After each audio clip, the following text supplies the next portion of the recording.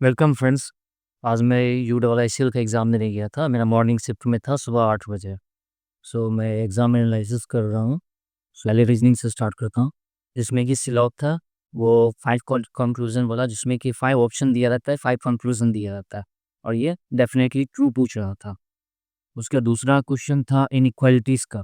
Inequalities में 3 question था, ज़्यादा हार्ड नहीं था, तो ईज़ी सिंपल ही कहेंगे, सिंपल ही क्वेश्चन था। उसके बाद सर्टेन पज़ल था, जिसमें कि टोटल पर्सन जो है सो 29 बोल रहे थे। उसके बाद एक पज़ल था मंथ और डेट बेस्ड पज़ल था, जिसमें कि ऐज और वेरिएबल में जो है सो कंट्री दिया हुआ था। इससे 5 क्वेश्चन था। इसके बाद एक और था फ्लैट फ्लोर था, वेरिएबल के साथ पज़ल। इसमें भी 5 क्वेश्चन था। उसके बाद डायरेक्शन से क्वेश्चन था, इसमें भी 5 क्वेश्चन था। उसके बाद डेटा सफिशिएंसी का क्वेश्चन था, जो थोड़ा मतलब ट्रिकी टाइप का था, थोड़ा प्रॉब्लम होता है मुझे वो सॉल्व करने में, तो मैंने उसे छोड़ दिया था। उसमें लगभग 4 क्वेश्चन था, 3 या 4 क्वेश्चन था। उसके बाद एक और पज़ल था सर्कुलर पज़ल, 2 वेरिएबल के साथ। ये भी ईज़ी था, उतना हार्ड नहीं था। और एक था सिटिंग अरेंजमेंट, जिसमें कि रे रेक्टेंगुलर था, 8 पर्सन और 8 वेरिएबल था। इसपे भी 5 क्वेश्चन था। उसके बाद एक वो अल्फ़ा न्यूमेरिक टाइप का एक नंबर आता है, जो 3 नंबर का रहता है।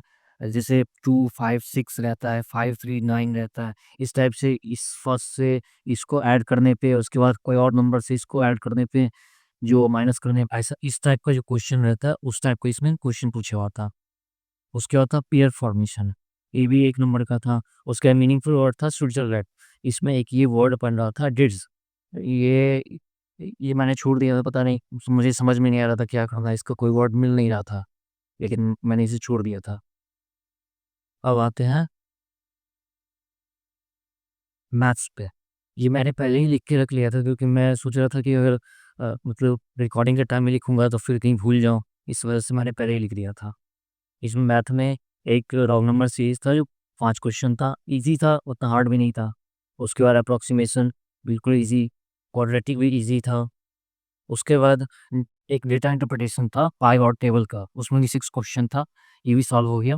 उसके बाद डीआई था टेबल का, जिसमें कि ड्रेसेस दिया हुआ था एथनिक और वेस्टर्न में, जिसमें कि ड्रेसेस जो है टोटल दिया हुआ था, और एथनिक में जो है परसेंटेज में दिया हुआ था। परसेंटेज से निकाल करके टोटल से, और उसमें एथनिक भी निकल जाएगा और बाकी बचा वो वेस्टर्न, वो निकल जाता है। ईज़ी क्वेश्चन था, क्वेश्चन भी ज़्यादा हार्ड नहीं था, मतलब ईज़िली सॉल्व हो रहा था। दूसरा था कैसलेडिया का, वो कैसलेडिया मुझे बना नहीं, समझ में नहीं आया था, तो मैंने उसे छोड़ दिया था। बाकी बचा अरिथमेटिक, अरिथमेटिक क्वेश्चन था, उतना हार्ड नहीं था, मतलब बहुत सिंपल टाइप का क्वेश्चन था, ईज़िली सॉल्व हो सकता था। इसमें मैंने शायद 30 के आस-पास मैंने इसमें बनाया था, और रीज़निंग में मैंने 45 बनाया था। आते हैं इंग्लिश पे। इंग्लिश कह सकते हैं ईज़ी टू मॉडरेट था, जिसमें कि 2 आरसी दिया हुआ था। पहले आरसी में 9 क्वेश्चन था, दूसरे आरसी में 8 क्वेश्चन था। नॉर्मल था, सिंपल, उतना कोई हार्ड नहीं था। सेंटेंस में कुछ क्वेश्चन ऐसा था, एंटो साइनल दोनों पूछे हुआ था। एंटो साइनो था। उसके बाद दोनों में पूछा हुआ था, और बाकी सिंपल था, ऐसा कोई हार्ड नहीं था, ईज़िली सॉल्व हो सकता था। मतलब ऐसा नहीं था कि घुमा-फिरा के पूछा गया था, मतलब सीधा क्लियर क्लियर आंसर आ रहा था। उसके बाद था मैच द कॉलम, जिससे कि आईपीएस पीओ में इसमें आता है। कॉलम बेस दे देता है, 3-4 कॉलम एक साइड देता है, 4 कॉलम एक साइड देता है, उसको मिलाना रहता है। इस टाइप का 4 क्वेश्चन था। उसके बाद वर्ड स्वाइप था, वही आईबीएस क्लर्क टाइप का था क्वेश्चन, उतना हार्ड भी नहीं था, सिंपल था। एरर डिटेक्शन था, जिसमें कि ये आरआरबी पीओ मेंस में या किसी में पूछा था, जो कि सेंटेंस दिया हुआ था, उसमें से पूछ रहा था कि कौन-सा सेंटेंस में गलत है। वो शायद 4 या 5 ऑप्शन दे देता है सेंटेंस का, उसमें पूछ रहा था कि कौन-सा सेंटेंस गलत है। इसका 5 क्वेश्चन था। उसके पैरासिम्बल बहुत ईज़ी, ये ईज़िली सॉल्व हो सकता था। अब आते हैं फ्रेज़ रिप्लेसमेंट पे। इसका भी 5 क्वेश्चन था, इसमें से 2 क्वेश्चन मुझे याद है। एक पुट ऑफ था, एक कम इन राइट करके था। ये 2 फ्रेज़ पूछा गया था। बाकी मुझे याद नहीं है, मुझे सिर्फ़ ये 2 याद है, तो मैं ये बता रहा हूँ। और एक इर्रेलेवेंट सेंटेंस का था, इसमें भी लगभग 2-3 क्वेश्चन था। मतलब इंग्लिश को कह सकते हैं कि ईज़ी टू मॉडरेट था, हार्ड नहीं कह सकते हैं। अब आते हैं जीए पे। इस पे मैंने 15 क्वेश्चन सॉल्व किया था। मैंने आईपीएस पीओ में इसके लिए पढ़ा था, उसके बाद मैंने करंट अफेयर्स नहीं पढ़ा था, तो मुझसे सिर्फ़ 15 ही हो पाए। सो स्टार्ट करते हैं बैंकिंग से। बैंकिंग में 2-3 स्टेटमेंट बेस्ड क्वेश्चन था जिसमें एक क्वेश्चन था बीमा साक्षी करके कुछ क्वेश्चन था। ये मुझे आइडिया नहीं कि क्या आंसर था, तो इसलिए मैंने इसको छोड़ दिया था। एक क्वेश्चन था 50th इंटरनेशनल फेस्टिवल करके शायद उसमें शायद गोवा को लेकर के कुछ पूछा हुआ था। तो फ़ोकस्ड कंट्री शायद था। फ़ोकस्ड कंट्री जो है सो पूछा था। एग्ज़ैक्टली मुझे याद नहीं है, शायद वही था। उसके बाद फ़िक्की का न्यू चेयरमैन पूछा था जो कि हर्षवर्धन अग्रवाल है। उसके बाद एक ये इंडिया मालदीव्स का कोई कुछ था जिसमें कि ये घुमा के पूछ रहा था और लास्ट में ये पूछ रहा था कि मालदीव्स का जो है सो करेंसी क्या है?